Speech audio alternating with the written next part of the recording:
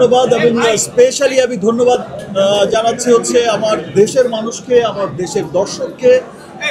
আপনারা জানেন যে কিছুদিন আগে তাণ্ডব একটা কুচুকরি মহল তো আছে যারা হচ্ছে সবসময় চায় যে বাংলাদেশের সিনেমাকে ধ্বংস করতে।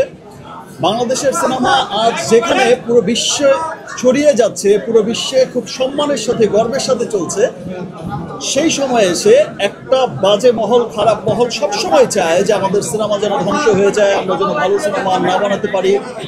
সিনেমার মাধ্যমেই তো আমাদের দেশ, আমাদের কৃষ্টি কালচার পৃথিবীময় ছড়িয়ে যাচ্ছে, সেই জায়গাটা যেন নষ্ট হয়ে যায়।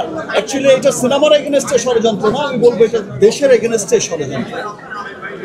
আর সেই জাতি হচ্ছে সবচেয়ে উন্নত থাকে যে জাতি সাংস্কৃতিক দিক থেকে সবচেয়ে এগিয়ে যায়। আমরা আমাদের সিনেমাকে নিয়ে, আমাদের কালচার, কৃষ্টি কালচারকে নিয়ে আমরা যখন পুরো বিশ্ব ছড়িয়ে যাচ্ছি, সেই মুহূর্তেই দেখেন যে পাইরেসি করে দেয়।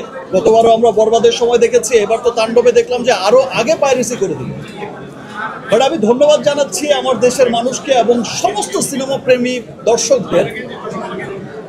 পাইরেসি হওয়ার পরেও এই বাজে মহলটা যেমন বোঝাতে চেয়েছে পাইরেসি হয়ে গেছে, সিনেমা আর চলবে না, সিনেমার সেল নেই, এই যে হোসেন ভাই বলছে যে পাইরেসি হওয়ার পর আরো ডিমান্ড বেড়ে গেছে।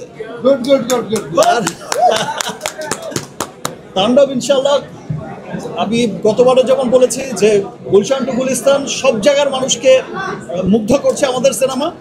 তাণ্ডব দেশে বিদেশে যেখানেই যাচ্ছে সেখানেই মানুষের মনে তাণ্ডব লাগিয়ে যাচ্ছে। যে সংগ্রামটা আসলে দর্শকরা করছে, যে ভালোবাসাটা দিচ্ছে, ভালোবাসা তো দিচ্ছে, সব ঠিক আছে, কিন্তু এই পাইরেসির এগেনস্টে আমার মনে হয় যে আমাদের প্রত্যেকটা মানুষকে সোচ্চার হয়ে, প্রত্যেকটা দর্শককে, আপনি আপনার পাশের বাসার যদি কাউকে দেখেন যে এর সাথে জড়িত, প্লিজ আপনি তার বিরুদ্ধে অ্যাকশন নিন। পাইরেসির বিরুদ্ধে আমাদের সকলকেই কিন্তু একসাথে কাজ করতে হবে।